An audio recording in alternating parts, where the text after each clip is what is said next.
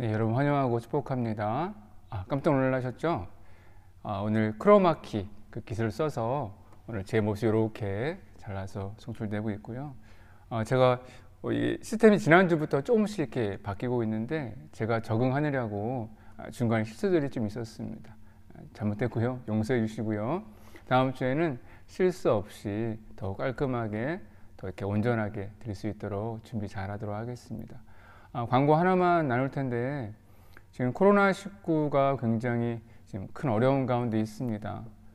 교회 집단 감염도 좀 많아지고 있고 또한 저희 월포동 지역에도 참 많은 확진자들이 매일 문자로 오고 있는데 여러분 모두 개인 방역 철저히 해주시고요. 특별히 이 어려움 잘 건너갈 수 있도록 함께 기도해 주시고 특별히 지방에 있는 교회들 또 서울에 있는 교회들에서 확진자가 많이 나와서 또 교회를 향한 그런 비난의 말들 또 걱정과 염려가 되고 있는데 정말 한국교회를 위해서 함께 우리가 기도하는 저희가 되었으면 좋겠습니다.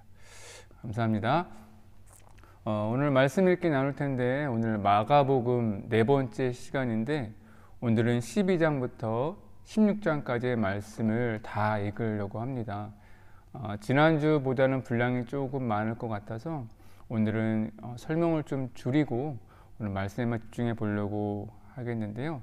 먼저 오늘 말씀에 보면 그 물질에 대한 이야기들이 많이 나와요. 그래서 우리 먼저 말씀 읽기에 도움이 될 수 있도록 몇 가지 이해만 먼저 나눴으면 좋겠습니다.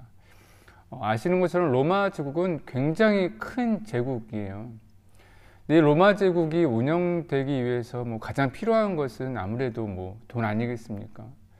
근데 가장 이 돈을 많이 이제 거둬들일 수 있는 것이 이제 세금인 거죠, 세금. 그래서 거대 제국을 운영했던 가장 큰 원동력이 그 힘이 세금에 있었다라고 학자들은 보고 있어요. 근데 세금에는 두 가지가 있거든요. 고정세금이라는 게 뭐냐면 로마 제국 아래에 살아가는 로마 시민이라든지 아니면 식민지의 시민들은 살아가는 모든 사람들마다 고정적으로 내야 하는 세금이 있습니다. 그것을 고정세금이라고 부르는데 사람마다 부과하는 인두세라는 것이 있어요.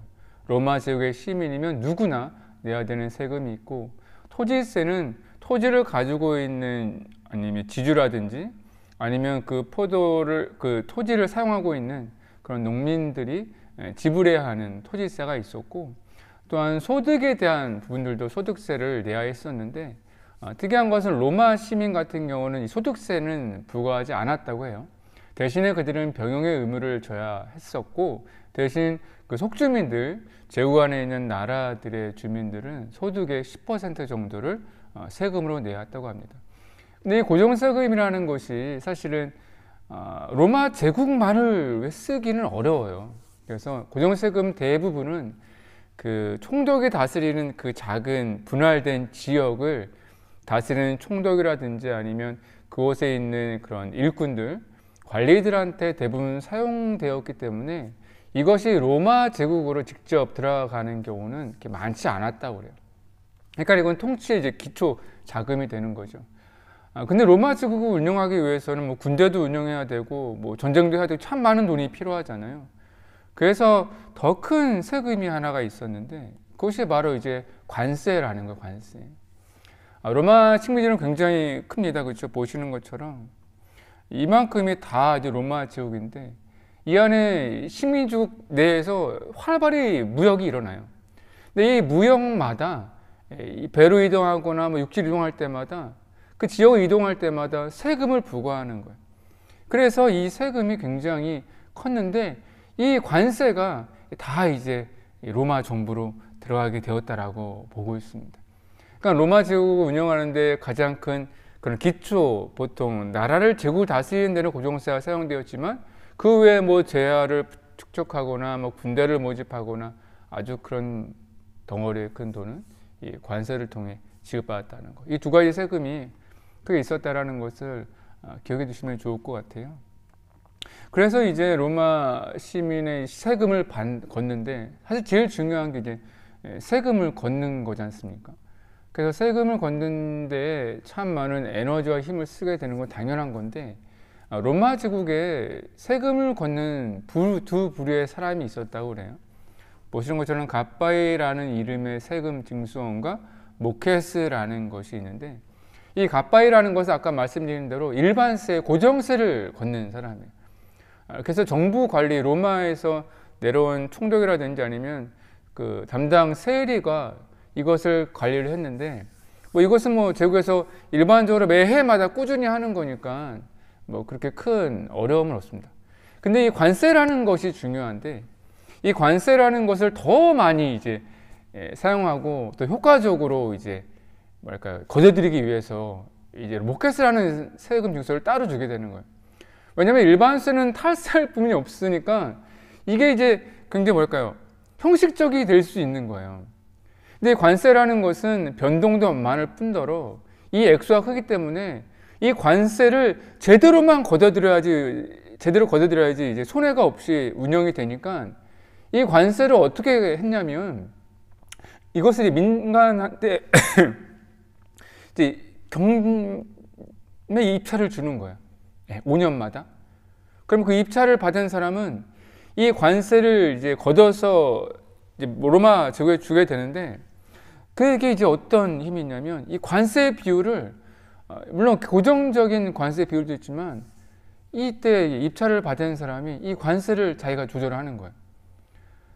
그러니까 이 관세를, 세금을 걷어들이는데 개인이 이렇게 착복할 수 있는 부분도 많이 있고 로마 제국에 줄 부분도 많이 있게 되니까 이 세금을 걷어들이는 이 효율이 높아질 수밖에 없지 않습니까? 그렇죠. 그래서 이 탈세 부분이 굉장히 컸기 때문에 이 모케스라는 부분에 세금을 이제 걷는 사람들이 있었는데, 유대에도 분명히 있었겠죠. 근데 우리가 아는 대표적인 유대 세금을 걷는 유태인이 있지 않습니까? 마테와 삭개오. 사실 여러분들 말씀 읽을 때에 세금을 걷는 거, 돈을 어떻게 유대인들에게 맡겼을까라고 한번 고민해 보셨나요? 저도 사실은 그 전에 고민을 해봤지만 뭘까라고 이렇게 깊이 연구를 해보진 않았는데, 이번 말씀을 묵상하면서 알게 되겠더라고요. 유대인들 중에서 이 세금을 걷는 중요한 자리에 올라갈 수 있고 그것을 로마 제국으로부터 맡을 수 있는 것은 정부의 관리가 되는 것이 아니라 사실은 민간에서 경매 입찰해서 따내서 그걸로 이제 벌이로 살아가는 사람들이에요. 그래서 마테라든지 삭개오, 이 유대인 세리로 유명한 두 사람은 갓바이와 모케스 중에 어떤 부르겠습니까? 모케스라는 거죠. 근데 유대인의 입장에서 봤을 때 이 갓바이들이 걷는 세금은 고정세기 때문에 그렇게 크게 경멸의 대상은 아니었는데, 또 로마 제국의 관리니까요. 근데 모케스를 걷는 세금, 유대인들 중에 경매 입찰을 통해 이 세금을 걷어들이는 역할을 하게 되었고, 그 가운데 탈세를 하는 부분을 통해서 유대인들 거 더 많이 뺏었던 이 모케스라는 이 사람들을 유대인들은 특별히 더 경멸했었다라고 합니다. 그러니까 사개오 같은 경우는 이제 특별히 모케스 중에서도 예루살렘이라는 지역에 무역이 활발하지 않겠습니까? 그 가장 가까운 여리고에 이 경매 입찰을 받은 세간원의 왕이 이제 최고의 위에 있었다라는 것은 유대인들에게 있어서는 굉장히 큰 경멸의 대상, 최고의 아주 비난의 대상이었다라는 거고, 마태 같은 경우는 세리장은 아니고 아마도 이 경매 입찰했던 사람들이 고용했던 이 세를 걷는 사람 중에 한 명이 아니었을까라는 이해가 있습니다. 그래서 이 돈의 문제가 유대인들에게 굉장히 좀 심각한 거예요. 그래서 유대인들이 만약에 로마 제국에 봉기를 일으키거나 아니면 뭔가 대항을 했을 때 그들이 할 수 있는 최대한이지만 또 할 수 있는 그 유일한 것이 무엇이냐면 이 세금에 대해서 반대하는 거죠. 사실 갓바이 세금은 로마 정부가 굉장히 강하게 걷어들인 거기 때문에 거기서 탈세하기 쉽지 않은, 거기서 이제 반하기 쉽지 않은데, 이 모케스라는 거 있지 않습니까? 유대인들이 걷어들인 이 관세에 대한, 이 탈세에 대한 부분들은 의도적으로 반대를 하면서 로마 제국에 대항했던 경우도 많이 있었다고 합니다. 그래서 세금이라는 것이 유대인들에게 굉장히 큰 문제였었어요. 근데 이것이 로마 제국을 운영하는 것뿐만 아니라 성전을 운영하는데도 이 세금이라는 것이 굉장히 큰 역할을 했습니다. 전에 제가 말씀드렸듯이 로마 제국에서 유대인들에게 특별히 이 성전에 대한 운영에 대해서 이 자율권을 줬다고 말씀드렸는데, 이 성전을 운영해야 되는 것이 식민지 안에 있는 유대인 지도자들이 감당해야 되니까 그들의 힘으로는 잘 되지 않는 거예요. 그래서 세금을 걷어들이게 되는데 로마와 비슷하게 하는 거예요. 똑같이 따라하는 거죠, 사실은. 그래서 고정세라는 게 있었는데 20세 이상의 남자들은 매 해마다 성전세를 지불해야 하고, 그래서 성전세 안에는 성전을 유지하거나 구제하는 세금이 포함되어 있는데 이것이 한 13가지 정도라고 하더라고요. 근데 이것이 어떻게 걷어들였냐면 보통 성전에 올 때 이것을 걷어들이게 되는데, 옆에 보시는 것이 이제 여기 보이는 것 같습니까? 성벽에 성전 중에 요 가운데 요 주변에 이제 이방인의 뜰이었었고 기억나시죠? 요 안에 여인의 뜰, 이스라엘 뜰이라 부르는데 요 기둥에 들어가는 입구에다가 요 헌금함을 넣는데 요 모양이 이제 쇠로 된 나팔 모양인 거예요. 그래서 여기다가 13개가 이제 벽에다가 이렇게 13개가 이렇게 있었던 거고, 걷다가 이제 세금을 넣으면 그 중에 일부는 성전을 운영하는 데 사용하게 되고, 또 그 중에 일부는 개인적으로 사용하게 되는 거죠. 그래서 이 고정세가 있었어요, 유대인들을. 그러니까 유대인들은 로마 제국한테 내야 되는 세금도 고정세와 이런 관세가 있었고, 또 종교세를 내야 되는 건데 이것이 다가 아닌 거예요. 또 하나는 이제 성전을 운영해야 되는데 이것으로 이제 제사장들이라든지 아니면 안에서 활동하는 사람들이 만족을 할 수가 없었겠죠. 그래서 또 다른 수입원을 만들게 되는데, 로마 제국은 그것이 이제 관세로 이제 더 많은 수입을 얻어내려고 했다면 유대인들 종교 지도자들은 이 성전 안에서 이루어지는 이 수입원을 하는 거예요. 첫 번째는 이제 환전세입니다. 환전세. 환전세 같은 경우는 이제 세겔, 성전에서만 사용하는 동전을 정해버리는 거예요. 그것을 이제 세겔이라고 부릅니다. 그러니까 유대인은 보통 로마 쪽에 있었기 때문에 헬라의 돈과 로마 돈을 평상시에는 사용하고 있었어요. 하지만 이 성전에서 들어올 때 성전에 무슨 헌금을 낼 때에는 이 세겔만 사용하게 하는 거예요. 그래서 헌금을 내기 위해서 돈을 바꿔야 되는데 이 로마 돈과 세겔의 그 환율 차이로 인해서 이제 그 안에서 이제 돈을 받는 거예요. 그래서 이 환전을 해주는 사람을 고용하고 그 사이에 환전하는 사람들 일당을 주고 나머지 자기들이 갖는 거죠. 근데 재미있는 게 있어요. 그 세겔이 이스라엘에서는 당시에 동전을 찍지 않았어요. 그래서 그 동전을 두로에서 찍었던 세겔을 사용하게 되었는데, 그림이 있나? 뒤에 있다. 그 나중에 설명해 드릴게요. 이 두로의 세겔은요, 두로가 이방 땅이잖아요. 두로 지방에는 그 헤라클레스를 섬기거든요. 그리스의 신을 섬기거든요. 근데 동전이라는 것은 거기에 이제 중요한 이미지를 새겨놨는데, 이 두로 세겔의 이미지에 이방의 신이 새겨져 있는데 그 동전을 당시에 이 성전에서 사용했다고 그래요. 세겔로. 이해가 되시죠? 자기들은 성전에서만 사용하는 거룩한 동전이라고 했는데 그 동전에는 사실은 두로의 이방인이 새겨져 있는 동전을 사용하고 있었던 그런 아이러니한 일들이 벌어지고 있는 겁니다. 그러니까 사실은 예수님께서 원래 이렇게 그 환전하는 사람들을 이렇게 혼내실 때에 사실은 로마 돈을 거룩한 성전의 세겔이었다면 그럴 일은 없었겠죠. 근데 그들이 사용한 세겔 역시도 이방인의 것들이고 그 가운데 이런 불합리한 수익이 있었기 때문에 그것을 뒤집으신 거예요. 두 번째는 임대세인데 뭐냐면 성전에 절가된 수많은 사람들이 모이고 특별히 6월절에는 뭐 200명 가까이 엄청난 사람들이 모이기 때문에 수많은 물품들이 사용된단 말이죠. 그것을 파는 사람들을 이방인의 뜰에 잔뜩 이제 자리를 내어 임대를 하는 거예요. 그럼 그 사람들 와서 물건을 팔고 거기에 대한 임대료를 이제 성전에 있는 주자들에게 주면서 거기에 수입을 얻어가는 거고, 또 하나 아까 말씀드린 것처럼 13개 항목 중에 성전세 중에 사실은 이 성전이 하루씩 다 지어놓은 거지 않습니까? 그리고 공사 중에 있었었고, 그러니까 이 성전이 언제 완성되냐면 보통 60년 이후에 완성되거든요. 계속 공사 중에 있었던 그런 과정 중에 있는데, 그래서 그 과정 가운데 있는 이제 여러 가지 항목들에서 개인의 수입을 내는 거예요. 그래서 이 성전 안에 있는 종교 지도자들이 이제 재산을 불릴 수 있었던 이유가 이런 뒤로 챙기는 수입원들이 있었기 때문에 그렇고, 예수님은 이런 부분에 대해서 굉장히 큰 비난을 하시는 거죠. 그게 이제 12절부터 시작이 돼요. 12장, 오늘 말씀 읽을 12장부터. 12장의 말씀에는 물질에 대한 말씀들을 좀 이렇게 모아다 놨거든요. 근데 그 이유가 여기 있는 거죠. 6월절에 수많은 사람들이 거룩함을 잊기 위해서 나왔는데 그 성전 안에 있었던 그런 종교 지도자라든지 아니면 그 유월절에 준비된 것이 워낙 세속적이고 물질적이기 때문에 거기에 대한 비판이 이어지는데, 아까 여기 보셨던 요 있죠? 예. 예수님 시대에 사용했던 일반적인 동전이고, 여기 이제 황제의 얼굴이 그려져 있고, 아까 두로의 동전에는 여기 이제 헤라클레스의 사진이 들어 있었는데 그것이 사용되는 것을 이해하시면 될 것 같아요. 첫 번째는 종교 지도자들과 11장에 이어서 계속 이제 논쟁을 벌어지게 되는데, 이번 논쟁에서 예수님께 던지시는 거예요. 너희가 정말 성전에서 하고 있는 것이 무엇인지에 대한 비유의 말씀인데, 그것이 바로 포도농부의 비유입니다. 간단히 설명해 드리면, 주인이 맡긴 포도원의 농부들이 모의해서 그 성전에 있는 것을, 그러니까 그 포도원의 수확을 다 빼앗는 거예요. 중간에 주인이 보내다가 주인의 아들까지 보내게 되는데, 그 아들도 죽이는 농부들, 그리고 그 농부들을 임하게 되는 심판에 대해서 비유로 말씀하시게 되는데, 이 이야기를 듣자마자 이 종교 지도자들은 이게 자기들 얘기인지를 단번에 알아채는 거예요.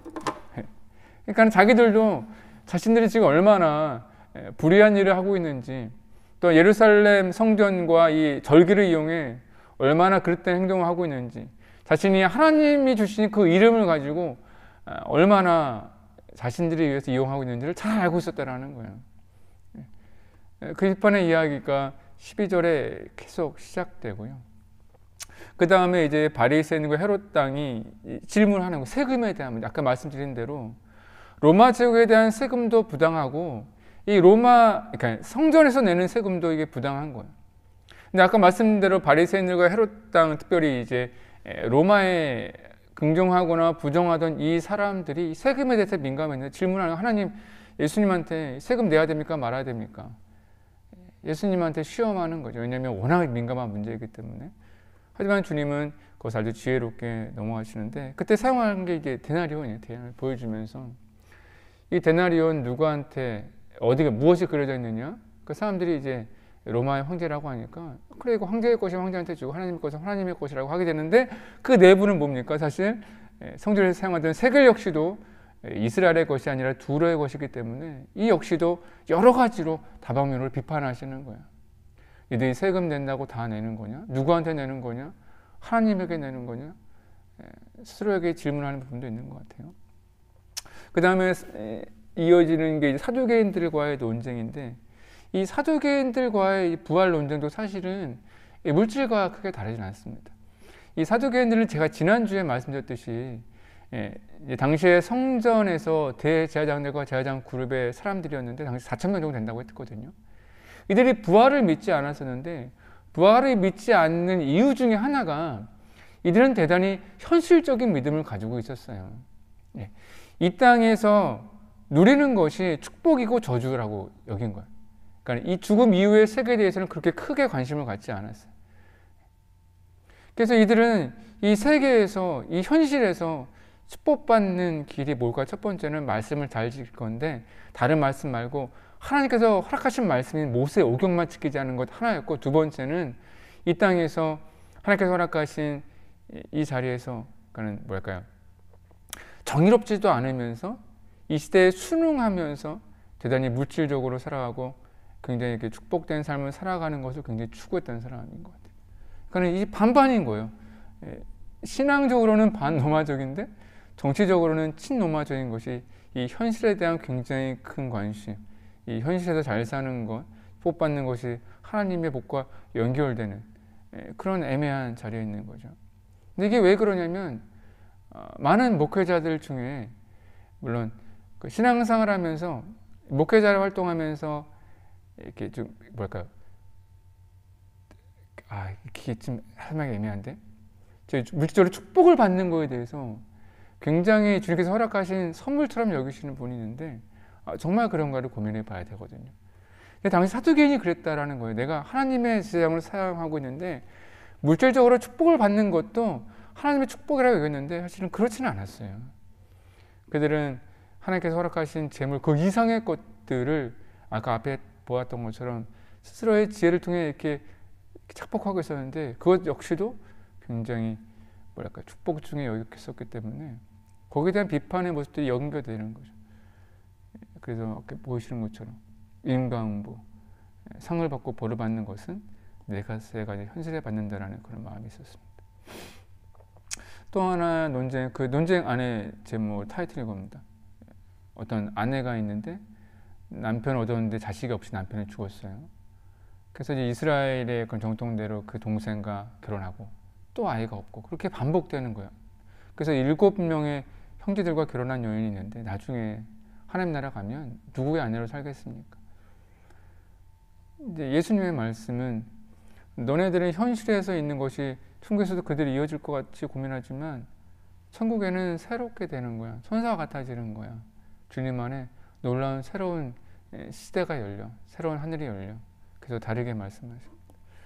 그래서 정리해 보면 사두개인들은 부활이라는 것이, 그러니까는 예수님에게, 사두개인들에게 있어서는 이 죽음이라는 것이라든지 아니면 이런 부활이라는 것이 죽은 사람, 그러니까 죄인들을 위한 심판의 도구 정도를 생각한 것 같아요. 그러니까 부활이 되면 그때 죄인들은 벌을 받겠지라고 먼저 생각한 거지만, 예수님의 생각은 부활과 이런 하늘나라, 천국이라는 것이 사실은 죄인들을 구원하기 위한 하나의 그런 하나님의 도구로 더 깊게 생각하신 거죠. 그래서 부활, 주님께서 이 오신 이유가 심판을 더 강화하거나 심판을 더 구체적으로 제대로 하기 위해서 이 땅에 오신 것이 아니라 더 많은 사람을 구원하기 위해 오신 건데, 부활도 그런 관점에서 보기 원하시는 것 같아요. 더 나아가 12장에 이제 이어지는 이야기가, 이제 서기관 중에 이제 그 얘기를 가만히 듣다가 이제 큰 감동을 받은 사람이 한 명 있는데, 그러면 저희가 큰 계명이 무엇입니까? 라는 질문에서 말씀하신 것처럼 우리가 잘 아는 하나님을 사랑하는 것과 이웃을 사랑하는 것에 대한 말씀하십니다. 여기 재미난 게 하나 있는데, 서기관이 한 사람을 감동받은 사람이 질문도 잘하고 예수님 말씀에 옳습니다 라고 대답하지만, 예수님은 그러나 내게는 하나님의 나라가 멀다라고 말씀하세요. 근데 이게 재미난 것이, 예수님 이 땅에서 복음을 선포하실 때에 대부분의 일반적인 사람한테는 하늘나라가 이미 너에게 임했다라고 말씀하셨어요. 이제 이 서기관한테는 하나님의 나라 너한테는 좀 멀었지만 좀 가까이 왔을 것 같아 라고 말씀하신 데는 그만한 이유가 있지 않겠습니까? 어떤 거냐면, 이 서기관 같은 경우는 어떤 사람이냐면 말씀을 연구하는 사람이에요. 말씀을 필사하는 사람 옆에 있지 않습니까? 그러니까 성경 전문가고 성경의 교사인데, 많이 안다고 해서 진리에 가깝다고 해서 이게 하나님 나라 가까워지는 것이 아니라는 거예요. 하나님 나라는 예수님을 믿는 믿음에 있습니다. 믿음이라는 것은 물론 지혜와 지식과도 관련이 있어요. 내가 더 많이 알면 더 잘 믿을 수 있겠죠. 하지만 내가 지혜가 없어도 예수님을 내 삶에 인정하는 것, 구세주를 인정하는 것이 모든 것에 가장 큰 바탕이 되는 거예요. 그래서 그 위에 하나님의 나라가 임하는 거지, 하나님의 나라에 대한 지식이라든지 서기관과 같은 이런 지혜로 얻는 것이 아닙니다. 근데 아마도 이 서기관은 지혜는 있었지만 아마도 믿음은 부족했던 것 같아요. 그래서 예수님께서는 내가 참 옳지만 하나님 나라는 멀다라고 말씀하신 것 같아요. 여러분들도 마찬가지입니다. 먼저 예수님을 잘 믿는 것이 중요해요. 이렇게 질문할 수 있어요. 말씀을 공부하는 게 먼저입니까? 믿는 것이 먼저입니까? 당연히 믿는 게 먼저예요. 믿음이 있어야 공부를 하는 것이 마음에 새겨지고 인정되어지는 거지, 믿음 없이 공부를 한다고 그것이 믿음으로 변합니까? 그런 경우는 많지 않아요. 그러니까 여러분들 예수님 만나기로, 또 믿음을 더 큰 믿음을 갖기로 먼저 애쓰시면 돼요. 그것을 위해서 공부도 하는 거죠.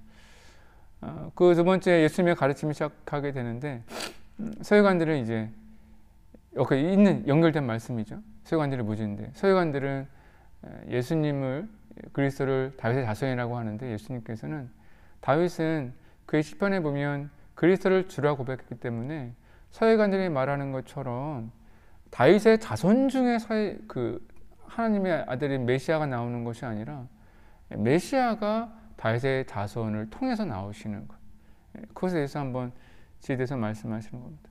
그러니까는 사실은 예수님의 출생이 구약의 말씀을 성취하기 위해 예수님이 선택하신 것이지, 예수님이 그것으로만 오실 수 있는 것은 아니었다라는 것. 그러니까 예수님의 권위에 대해서 다시 한번 말씀해 주고 있는 부분이라고 이해하시면 될 것 같고요. 두 번째 가르침은 서기관들을 삼가라고 말씀하세요. 이유는 당연하지 않습니까? 지혜로 믿음처럼 살아가는 사람들, 그리고 사실 서기관들은 이 성경의 지식을 가지고 부를 쫓겠다는 사람들 중에 하나이기 때문에 그렇게 자신을 부를 위해서 이용하는, 성경의 지혜와 복음을 이용하는 그런 사람들에 대해서 주님은 어머니 말씀하십니다. 그 제자들에게 말씀하시는데 이때 이제 과부의 헌금 이야기가 나옵니다. 아까 말씀드린 대로 이제 성전 입구에 보면은 헌금함이 이제 나팔 모양으로 있다지 않습니까? 예수님께서 제자들과 앉아 있는데 이 모양이네. 부자들이 먼저 헌금을 하고 나중에 이제 과부가 헌금을 하는데 그 양이 차이가 나요. 동전을 넣을 때 나팔관이기 때문에 소리가 나지 않습니까? 예수님께서는 정말로 보잘것없는 2렙돈을 드린 과부의 헌금이 부자가 드린 것보다 훨씬 더 많이 넣었는데 그것은 양이 아니라 과부가 전심으로 자신의 모은 것을 넣었다고 말씀하시면서 이 헌금에 대한 개념, 물질에 대한 개념, 소유에 대한 개념, 드림에 대한 개념을 바꿀 수 있는 가르침을 주는 겁니다. 그래서 회사도 마찬가지죠. 네. 서기관들은 성경의 전문가이면서 성경으로 먹고 사는 사람들이라면 과부는 성경에는 비전문가지만 믿음으로 먹고 사는 사람. 누가 더 하나님 앞에 크겠습니까? 당연히 믿음으로 살아가는 사람이 더 크다는 말씀이 있습니다. 근데 우리 이 시 12장 말씀은 이렇게 한번 정리해 드리고요. 함께 말씀을 한번 읽어보면서 여러분이 지금 정리된 것들을 한번 생각해 보시면서 또 읽으시면서 또 주시는 마음이 있었으면 좋겠습니다. 우리 신약성서 마가복음 75페이지에 있습니다. 우리 12장 우리 함께 읽도록 하겠습니다. 제 12장. 예수께서 비유로 그들에게 말씀하시되 한 사람이 포도원을 만들어 산울타리로 두르고 집 짜는 틀을 만들고 망대를 지어서 농부들에게 세로 주고 타국에 갔더니 때가 이름에 농부들에게 포도원 소출 얼마를 받으려고 한 종을 보내니 그들이 종을 잡아 심히 때리고 거저 보내었거늘 다시 다른 종을 보내니 그의 머리에 상처를 내고 능욕하였거늘 또 다른 종을 보내니 그들이 그를 죽이고 또 그 외에 많은 종들도 더러는 때리고 더러는 죽인지라. 이제 한 사람이 남았으니 곧 그가 사랑하는 아들이라. 최후로 이를 보내며 내 아들은 존대하리라 하였더니 그 농부들이 서로 말하되 이는 상속자니 자 죽이자. 그러면 그 유산이 우리 것이 되리라 하고 이에 잡아 죽여 포도원 밖에 내던졌느니라. 포도원 주인이 어떻게 하겠느냐? 와서 그 농부들을 진멸하고 포도원을 다른 사람들에게 주리라. 너희가 성경에 건축자들이 버린 돌이 모퉁이의 머릿돌이 되었나니 이것은 주로 말미암아 된 것이요 우리 눈에 놀랍도다 함을 읽어보지도 못하였느냐? 그들이 예수의 이 비유가 자기들을 가리켜 말씀하심인 줄 알고 잡고자 하되 무리를 두려워하여 예수를 두고 가니라. 그들이 예수의 말씀을 책잡으려 하여 바리새인과 헤롯 당 중에서 사람을 보내매 와서 이르되 선생님이여, 우리가 아노니 당신은 참되시고 아무도 꺼리는 일이 없으시니 이는 사람을 외모로 보지 않고 오직 진리로서 하나님의 도를 가르치심이니이다. 가이사에게 세금을 바치는 것이 옳으니까 옳지 아니하니까 우리가 바치리까 말리까. 한데 예수께서 그 외식함을 아시고 어찌하여 나를 시험하느냐? 데나리온 하나를 가져다가 내게 보이라. 이 형상과 이 글이 누구의 것이냐? 가이사의 것이니이다. 가이사의 것은 가이사에게, 하나님의 것은 하나님께 바치라 하시니 그들이 예수께 대하여 매우 놀랍게 여기더라. 부활이 없다 하는 사두개인들이 예수께 와서 물어 이르되 선생님이여, 모세가 우리에게 써주기를 어떤 사람의 형이 자식이 없이 아내를 두고 죽으면 그 동생이 그 아내를 취하여 형을 위하여 상속자를 세울지니라 하였나이다. 칠형제가 있었는데 마지가 아내를 취하였다가 상속자가 없이 죽고, 둘째도 그 여자를 취하였다가 상속자가 없이 죽고, 셋째도 그렇게 하여 일곱이 다 상속자가 없었고 최후의 여자도 죽었나이다. 일곱 사람이 다 그를 아내로 취하였으니 부활 때 곧 그들이 살아날 때 그 중에 누구의 아내가 되리까? 너희가 성경도 하나님의 능력도 알지 못함으로 오해함이 아니냐? 사람이 죽은 자 가운데서 살아날 때에는 장가도 아니가고 시집도 아니가고 하늘에 있는 천사들과 같으니라. 죽은 자가 살아난다는 것을 말할진대 너희가 모세의 책 중 가시나무 떨기에 관한 글에 하나님께서 모세에게 이르시되 나는 아브라함의 하나님이요 이삭의 하나님이요 야곱의 하나님이로라 하신 말씀을 읽어보지 못하였느냐? 하나님은 죽은 자의 하나님이 아니요 산 자의 하나님이시라. 너희가 크게 오해하였도다. 서기관 중 한 사람이 그들이 변론하는 것을 듣고 예수께서 잘 대답하신 줄을 알고 나와 묻되 모든 계명 중에 첫째가 무엇이니이까? 첫째는 이것이니 이스라엘아 들으라. 주 곧 우리 하나님은 유일한 주시라. 내 마음을 다하고 목숨을 다하고 뜻을 다하고 힘을 다하여 주 너희 하나님을 사랑하라 하신 것이요. 둘째는 이것이니 내 이웃을 네 자신과 같이 사랑하라 하신 것이라. 이보다 더 큰 계명이 없느니라. 선생님이여 옳소이다. 하나님은 한 분이시요 그 외에 다른 이가 없다 하신 말씀이 참이니이다. 또 마음을 다하고 지혜를 다하고 힘을 다하여 하나님을 사랑하는 것과 또 이웃을 자기 자신과 같이 사랑하는 것이 전체로 드리는 모든 번제물과 기타 제물보다 나으니이다. 예수께서 그가 지혜 있게 대답함을 보시고 네가 하나님의 나라에서 멀지 않도다 하시니 그 후에 감히 묻는 자가 없더라. 예수께서 성전에서 가르치실세 어찌하여 서기관들이 그리스도를 다윗의 자손이라 하느냐? 다윗이 성령에 감동되어 친히 말하되 내 주께 이르시되 내가 네 원수를 네 발 아래 둘 때까지 내 우편에 앉았으라 하셨도다 하였느니라. 다윗이 그리스도를 주라 하였은즉 어찌 그의 자손이 되겠느냐? 하시니 많은 사람들이 즐겁게 듣더라. 긴 옷을 입고 다니는 것과 시장에서 문안받는 것과 회당의 높은 자리와 잔치의 윗자리를 원하는 서기관들을 삼가라. 그들은 과부의 가산을 삼키며 외식으로 길게 기도하는 자니 그 받는 판결이 더욱 중하리라. 예수께서 헌금함을 대하여 앉으사 무리가 어떻게 헌금함에 돈 넣는가를 보실세 여러 부자는 많이 넣는데 한 가난한 과부는 와서 2렙돈 곧 한 고드란트를 넣는지라. 예수께서 제자들을 불러다가 이르시되 내가 진실로 너희에게 이르노니 이 가난한 과부는 헌금함에 넣는 모든 사람보다 많이 넣었도다. 그들은 다 그 풍족한 중에서 넣었거니와 이 과부는 그 가난한 중에서 자기의 모든 소유 곧 생활비 전부를 넣었느니라. 네.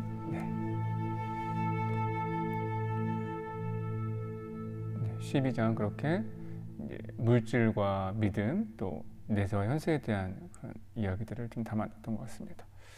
13장의 말씀은 하나의 큰 주제를 다루고 있어요. 제가 처음에 말씀드렸듯이 마가복음은 로마 교회 성도들을 향해 써져 있는 그런 목적이 있는 성경인데 당시에 그 로마의 엄청난 박해로 해서 힘들었다고 했지 않습니까?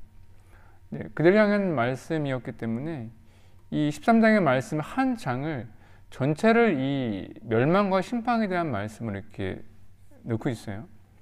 예수님께서 이제 성전에서 여기가 이제 갈람산 정도 되겠죠. 감람산에서 바라보시면서 예루살렘에 대한 멸망에 대해서 이제 말씀을 전하시는 거예요. 근데 이 부분은 이제 마태복음에서 여러분들과 함께 나눴던 것이기 때문에 아마 기억이 나실 것 같아요. 감람산에서 제자들과 함께 마주 보시면서 지금 6월절 엄청난 사람들과 엄청난 풍요로움이 있는데 그들 다 물끄러미 바라보시면서 적에다 무너질 거고 돌 위에 돌 하나도 남지 않을 거고 그때 얼마나 심판이 심하냐면 이러이러할 것이라고 끔찍한 멸망에 대해서 말씀하시는 거예요. 그런데 멸망을 이렇게 심판을 하실 만한 이유에 대해서 이미 앞에서 다 말씀하신 거잖아요. 이미 성전 안에서 드려지는 이 절기라든지 아니면 종교 제자들이라든지 아니면 당시의 사회 자체가 이미 하나님의 나라와는 전혀 굉장히 멀어져 있었을 뿐더러 그들의 이런 생각 자체가 하나님의 아들을 기대하지만 안아야 되는 시대인 거예요. 이게 이제 아이러니한 거죠. 그들의 신앙은 메시아의 때를 기다리고 있지만 실제로 메시아의 예수님이 오셨을 때 그분은 하나님의 아들이 아니어야 돼요. 아직 오면 안 돼. 이런 문제 때문에 심판에 대해서 말씀하시게 되는데, 이것이 이제 로마 공동체에게, 박해 공동체에게 있어서는 자신이 당하는 지금도 사실은 이 멸망의 징조처럼 보이고, 자신이 당해야 되는 이 고난이 왜 내가 당해야 되는지에 대한 고민인데, 여기서 말씀하신 게 이 멸망과 고난이라는 것이 세상에 대한 심판이지만 반대로 믿는 사람들에 대한 구원의 순간이고, 징조들이 나타나고 그 징조에 대한 증인들이 있다는 것은 아직 믿지 않는 수많은 죄인들이 그 징조를 통해 주님께 돌아올 수 있는 그런 구원의 문이 열려있는 그런 시간이기 때문에 이 부분을 더 강조하고 있는 것 같아요. 여러분 잘 고민해 보셔야 되는 게, 제가 요즘에 편지 하나를 받았어요. 등기우편이 큰 거, 이만한 거지 않습니까? 거기에 막 이렇게 구구절절 써 있어요. 목사님, 저는 어떤 장로인데 유튜브로 보다가 감명을 받았는데 지금이 하나님의 마지막 때인 것 같습니다. 지금 멸망의 때인데 정신 차리셔야 됩니다. 그런 써 있더라고요. 이렇게 써서 보내주셨는데, 저는 그걸 받으면서 느낌이, 이분 열심히 참 대단하지만 그런 마음이 있잖아요. 만약에 그것을 징조로 받아들이는 사람은 이것을 향해서 그 징조를 어떻게 바라봐야 되는지, 그것을 멸망과 심판의 그런 순간으로 받아들여야 되는지, 아니면 믿지 않는 사람과 믿는 사람들의 구원의 확신과 구원의 통로로 받아들여야 되는지를 생각해 본다면 당연히 예수님 말씀에서는 구원에 더 가깝게 있지 않겠습니까? 베드로전서 말씀처럼 주님께서는 단 한 영혼이라도 돌아갈 가능성이 있다면 그 영혼을 위해서 심판을 미루시는 분이시잖아요. 오늘 예수께서 말씀하신 것은 로마에 박해를 받는 성도들의 입장에서는 네가 왜 박해를 받냐면 세상의 이런 형벌 때문에 이 상을 멸망하려고 하시는 그 엄청난 심판이야 라고 말하는 것이 아니라, 이것을 통해서 로마 구원을 하실 주님은 통로 열어주시는 거야. 너희가 남은 자로 믿음을 지키면, 너희들이 여전히 증인으로 살아가면 너희를 통해서 이 박해와 멸망하던 징조의 순간에도 구원받는 사람이 일어날 거야. 그런 마음의 메시지 주는 것 같아요. 그래서 그것을 견딜 수 있는 믿음에 대해서 말씀해주고 있습니다. 그리고 마지막에 5절에서 무화과 나무의 교훈을 통해서 이 징조가 나타날 건데 그것을 너희가 다 알게 될 것이라는 말씀도 이어서 말씀하고 있어요. 금사하시는 것이 깨어있으라. 아마 이 말씀이 지금 우리에게도 참 은혜되는 말씀이고 도전의 말씀일 거고, 아마 마가 공동체에게서도 굉장히 힘이 있고 위로가 되고 소망이 되는 말씀일 것 같아요. 내가 지금 견뎌야 돼. 깨어있어야 돼. 내가 당하는 것은 세상에 대한 구원을 향한 주님의 징조의 때에 부름받은 것. 우리 33장의 말씀, 우리 37절 정도 말씀인데 우리 함께 읽도록 하겠습니다. 제13장.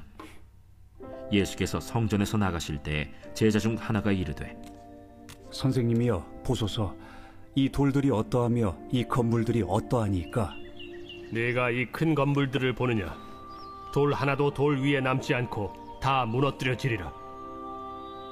예수께서 감람산에서 성전을 마주 대하여 앉으셨을 때 베드로와 야고보와 요한과 안드레가 조용히 묻되, 우리에게 이르소서, 어느 때 이런 일이 있겠사오며 이 모든 일이 이루어지려 할 때 무슨 징조가 있사오리이까?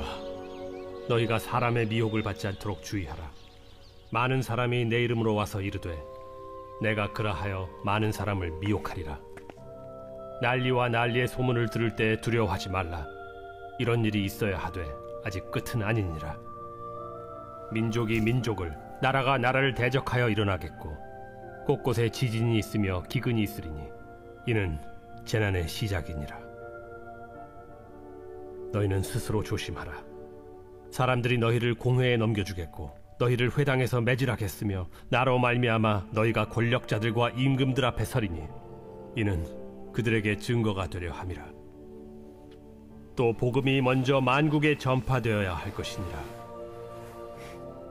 사람들이 너희를 끌어다가 넘겨줄 때 무슨 말을 할까 미리 염려하지 말고 무엇이든지 그때 너희에게 주시는 그 말을 하라. 말하는 이는 너희가 아니요 성령이시니라. 형제가 형제를, 아버지가 자식을 죽는 데에 내주며 자식들이 부모를 대적하여 죽게 하리라. 또 너희가 내 이름으로 말미암아 모든 사람에게 미움을 받을 것이나 끝까지 견디는 자는 구원을 받으리라. 멸망에 가증한 것이 서지 못할 곳에 선 것을 보거든 읽는 자는 깨달을진저. 그때 유대에 있는 자들은 산으로 도망할지어다. 지붕 위에 있는 자는 내려가지도 말고 집에 있는 무엇을 가지러 들어가지도 말며 밭에 있는 자는 겉옷을 가지러 뒤로 돌이키지 말지어다. 그날에는 아이벤 자들과 젖먹이는 자들에게 화가 있으리로다. 이 일이 겨울에 일어나지 않도록 기도하라. 이는 그날들이 환난의 날이 되겠음이라. 하나님께서 창조하신 시초부터 지금까지 이런 환난이 없었고 후에도 없으리라. 만일 주께서 그날들을 감하지 아니하셨더라면 모든 육체가 구원을 얻지 못할 것이거늘 자기가 택하신 자들을 위하여 그 날들을 감하셨느니라. 그때 어떤 사람이 너희에게 말하되 보라 그리스도가 여기 있다, 보라 저기 있다 하여도 믿지 말라. 거짓 그리스도들과 거짓 선지자들이 일어나서 이적과 기사를 행하여 할 수만 있으면 택하신 자들을 미혹하려 하리라. 너희는 삼가라. 내가 모든 일을 너희에게 미리 말하였노라. 그때 그 환난 후 해가 어두워지며 달이 빛을 내지 아니하며 별들이 하늘에서 떨어지며 하늘에 있는 권능들이 흔들리리라. 그때 인자가 구름을 타고 큰 권능과 영광으로 오는 것을 사람들이 보리라. 또 그때 그가 천사들을 보내어 자기가 택하신 자들을 땅 끝으로부터 하늘 끝까지 사방에서 모으리라. 무화과 나무의 비유를 배우라. 그 가지가 연하여지고 잎사귀를 내면 여름이 가까운 줄 아나니 이와 같이 너희가 이런 일이 일어나는 것을 보거든 인자가 가까이 곧 문 앞에 이른 줄 알라. 내가 진실로 너희에게 말하노니 이 세대가 지나가기 전에 이 일이 다 일어나리라. 천지는 없어지겠으나 내 말은 없어지지 아니하리라. 그러나 그 날과 그때는 아무도 모르나니 하늘에 있는 천사들도 아들도 모르고 아버지만 아시느니라. 주의하라. 깨어 있으라. 그때가 언제인지 알지 못함이라. 가령 사람이 집을 떠나 타국으로 갈 때 그 종들에게 고난을 주어 각각 사물을 맡기며 문지기에게 깨어 있으라 명한과 같으니 그러므로 깨어 있으라. 집주인이 언제 올는지 혹 저물 때에 일는지 밤중에 일는지 다굴 때 일는지 새벽 일는지 너희가 알지 못함이라. 그가 호련히 와서 너희가 자는 것을 보지 않도록 하라. 깨어 있으라. 내가 너희에게 하는 이 말은 모든 사람에게 하는 말이니라.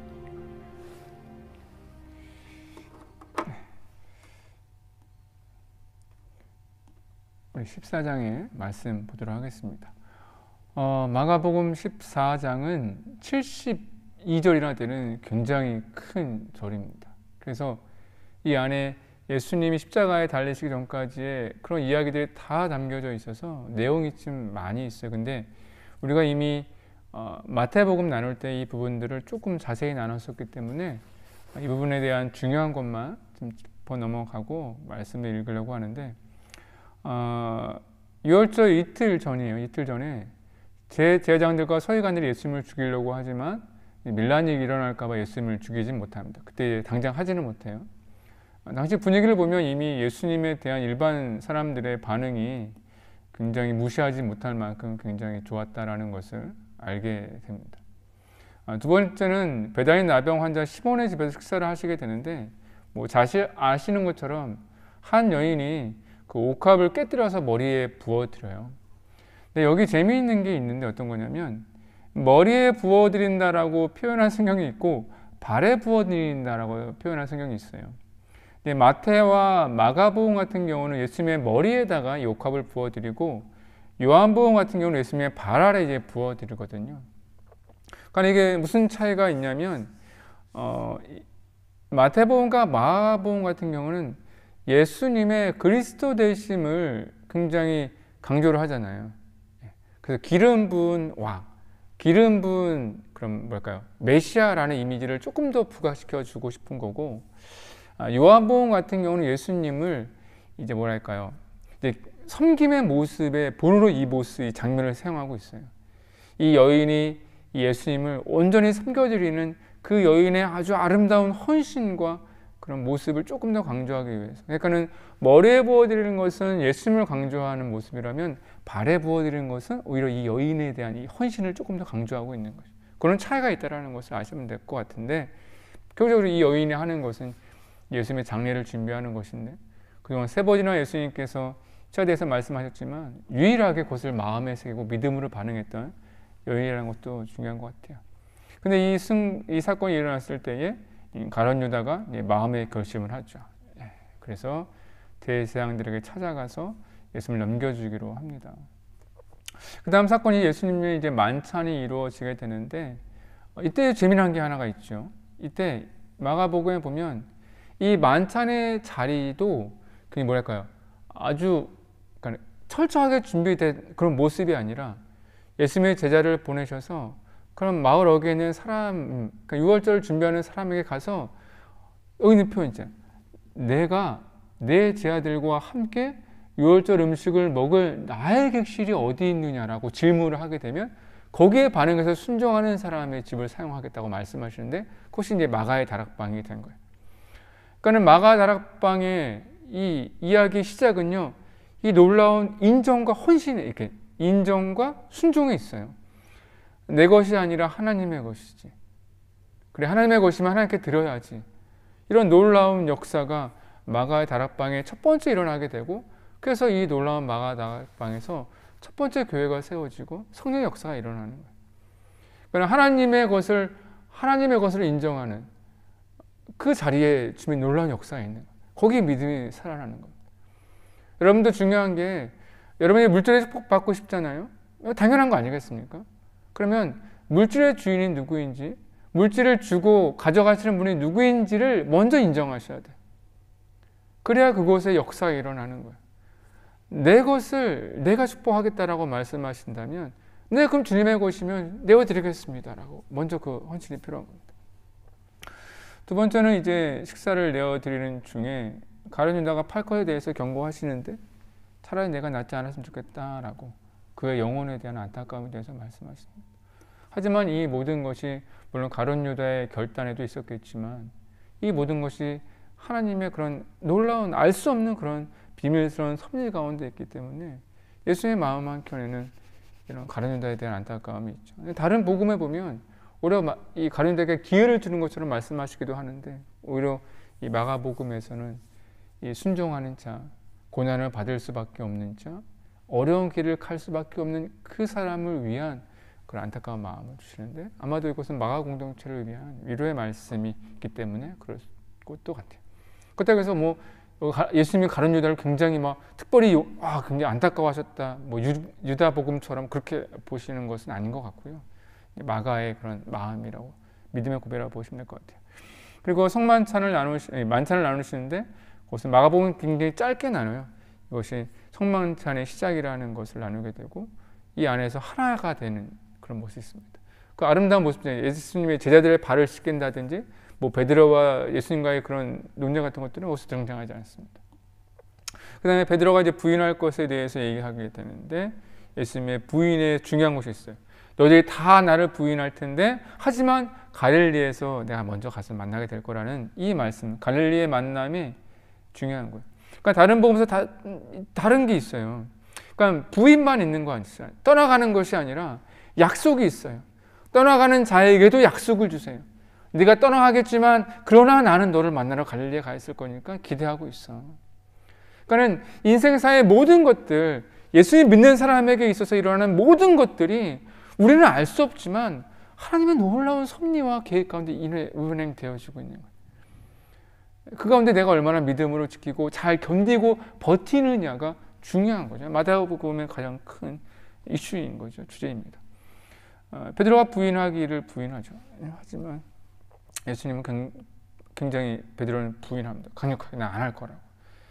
사실 박해 공동체는 이야기죠. 만약에 박해를 당하고 있어요. 근데 앞으로 내가에게 닥칠 일이라면 나는 당연히 지금 시점에서는 견딜 수 있을 거야 라고 호언장담할 수 있습니다.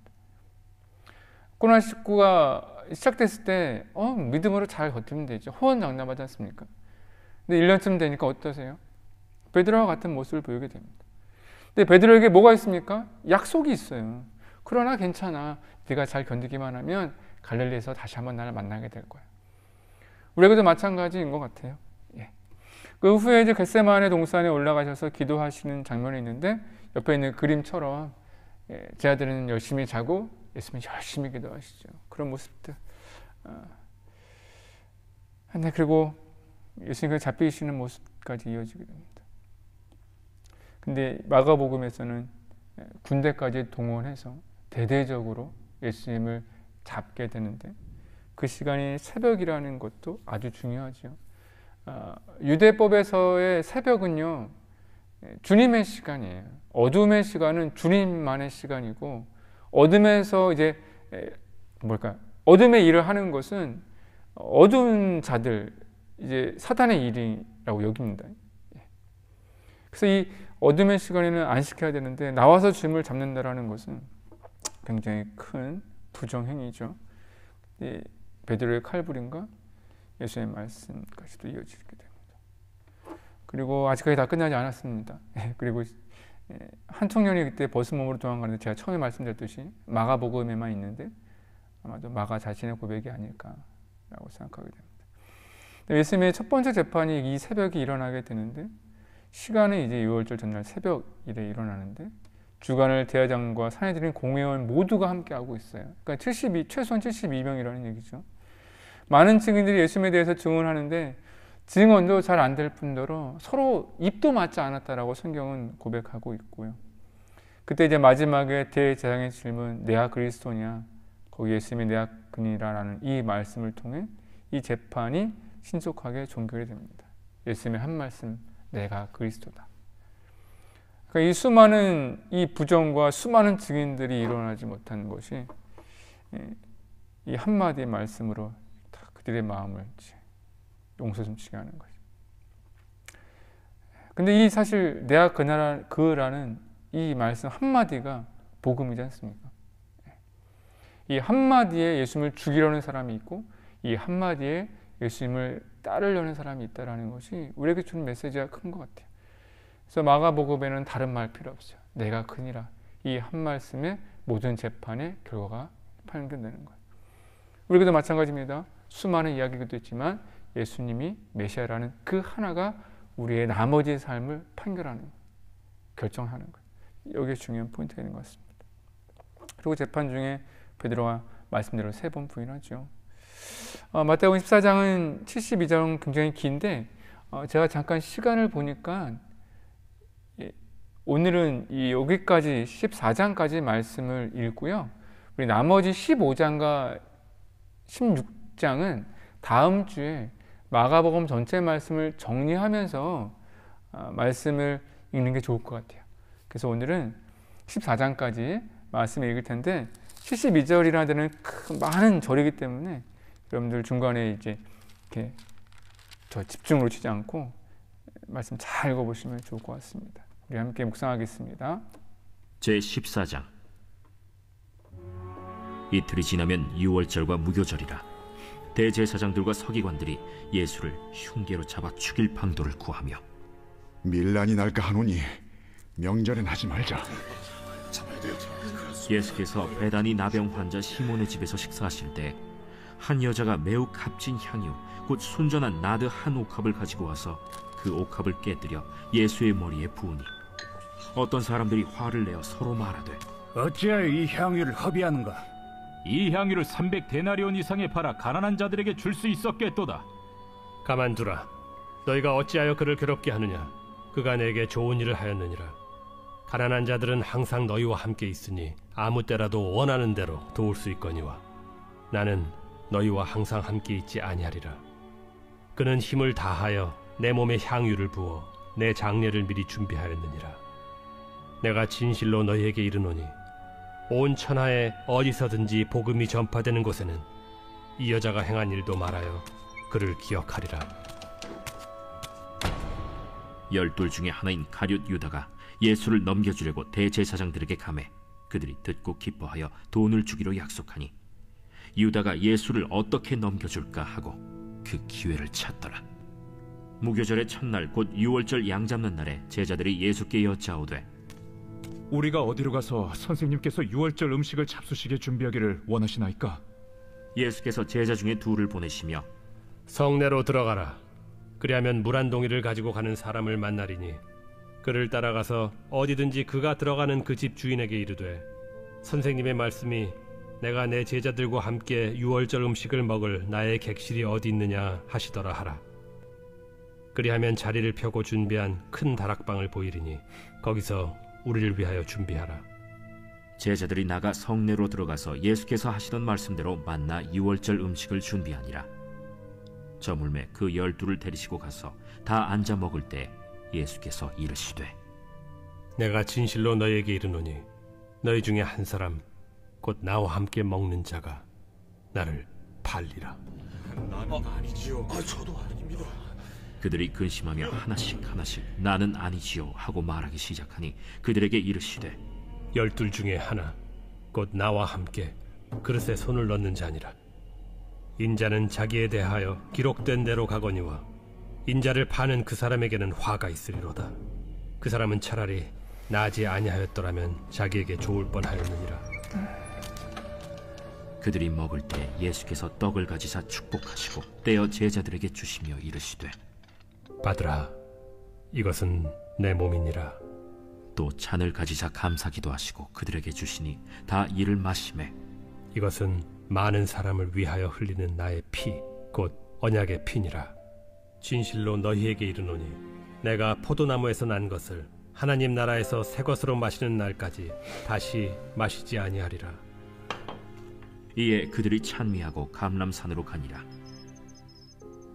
예수께서 제자들에게 이르시되 너희가 다 나를 버리리라. 이는 기록된 바 내가 목자를 치리니 양들이 흩어지리라 하였음이니라. 그러나 내가 살아난 후에 너희보다 먼저 갈릴리로 가리라. 베드로가 여짜오되 다 버릴지라도 나는 그리하지 않겠나이다. 내가 진실로 네게 이르노니 오늘 이 밤 닭이 2번 울기 전에 네가 3번 나를 부인하리라. 내가 주와 함께 죽을지언정 주를 부인하지 않겠나이다. 모든 제자도 이와 같이 말하니라. 그들이 겟세마네라 하는 곳에 이르매 예수께서 제자들에게 이르시되 내가 기도할 동안에 너희는 여기 앉아 있으라 하시고 베드로와 야고보와 요한을 데리고 가실새 심히 놀라시며 슬퍼하사 말씀하시되 내 마음이 심히 고민하여 죽게 되었으니 너희는 여기 머물러 깨어 있으라. 조금 나아가사 땅에 엎드려 될 수 있는 대로 이때가 자기에게서 지나가기를 구하여 이르시되 아빠, 아버지여, 아버지께는 모든 것이 가능하오니 이 잔을 내게서 옮기시옵소서. 그러나 나의 원대로 마시옵고 아버지의 원대로 하옵소서.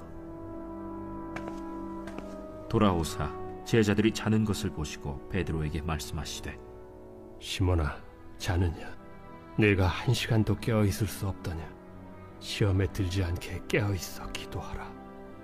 마음에는 원이로되 육신이 약하도다.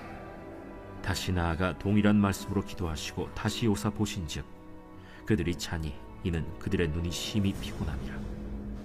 그들이 예수께 무엇으로 대답할 줄을 알지 못하더라. 3번째 오사 그들에게 이르시되 이제는 자고 쉬라. 그만 되었다. 때가 왔도다. 보라, 인자가 죄인의 손에 팔리느니라. 일어나라, 함께 가자. 보라, 나를 파는 자가 가까이 왔느니라. 예수께서 말씀하실 때 곧 12 중에 하나인 유다가 왔는데 대제사장들과 서기관들과 장로들에게서 파송된 무리가 검과 몽치를 가지고 그와 함께 하였더라. 예수를 파는 자가 이미 그들과 군호를 짜 이르되 내가 입맞추는 자가 그이니 그를 잡아 단단히 끌어가라. 이에 와서 곧 예수께 나와 랍비여. 하고 입을 맞추니 그들이 예수께 손을 대어 잡거늘 곁에 서 있는 자 중에 한 사람이 칼을 빼어 대제사장의 총을 쳐 그 귀를 떨어뜨리니라. 너희가 강도를 잡는 것 같이 검과 몽치를 가지고 나를 잡으러 나왔느냐? 내가 날마다 너희와 함께 성전에 있으면서 가르쳤으되 너희가 나를 잡지 아니하였도다. 그러나 이는 성경을 이루려 함이니라. 제자들이 다 예수를 버리고 도망하니라. 한 청년이 벗은 몸에 배 혼니부를 두르고 예수를 따라가다가 무리에게 잡히매 배 혼니부를 버리고 벗은 몸으로 도망하니라. 그들이 예수를 끌고 대제사장에게로 가니 대제사장들과 장로들과 서기관들이 다 모이더라. 베드로가 예수를 멀찍이 따라 대제사장의 집들 안까지 들어가서 아랫사람들과 함께 앉아 불을 쬐더라. 대제사장들과 온 공회가 예수를 죽이려고 그를 칠 증거를 찾되 얻지 못하니 이는 예수를 쳐서 거짓 증언하는 자가 많으나 그 증언이 서로 일치하지 못함이라. 어떤 사람들이 일어나 예수를 쳐서 거짓 증언하여 우리가 그의 말을 들으니 손으로 지은 이 성전을 내가 헐고 손으로 짓지 아니한 다른 성전을 사흘 동안에 지으리라 하더라. 그 증언도 서로 일치하지 않더라. 대제사장이 가운데 일어서서 예수에게 물어 이르되 너는 아무 대답도 없느냐? 이 사람들이 너를 치는 증거가 어떠하냐? 침묵하고 아무 대답도 아니하시거늘 대제사장이 다시 물어 이르되 내가 찬송받으리 아들 그리스도냐? 내가 그니라. 인자가 권능자의 우편에 앉은 것과 하늘 구름을 타고 오는 것을 너희가 보리라. 대제사장이 자기 옷을 찢으며 우리가 어찌 더 증인을 요구하리요? 그 신성모독하는 말을 너희가 들었도다. 너희는 어떻게 생각하느냐?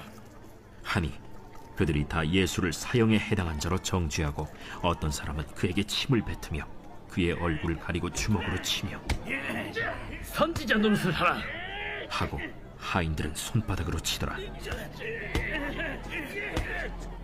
베드로는 아랫뜰에 있더니 대제사장의 여종 하나가 와서 베드로가 불 쬐고 있는 것을 보고 주목하여 너도 나사렛 예수와 함께 있었도다.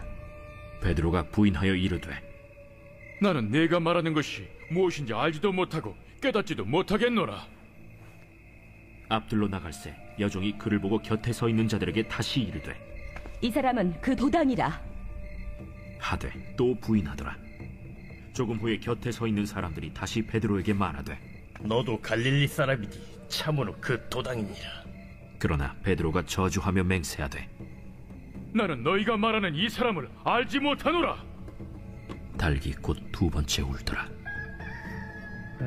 이에 베드로가 예수께서 자기 에게 하신 말씀 곧 달기 두 번 울기 전에 네가 세 번 나를 부인하리라 하심이 기억되어 그 일을 생각하고 울었더라.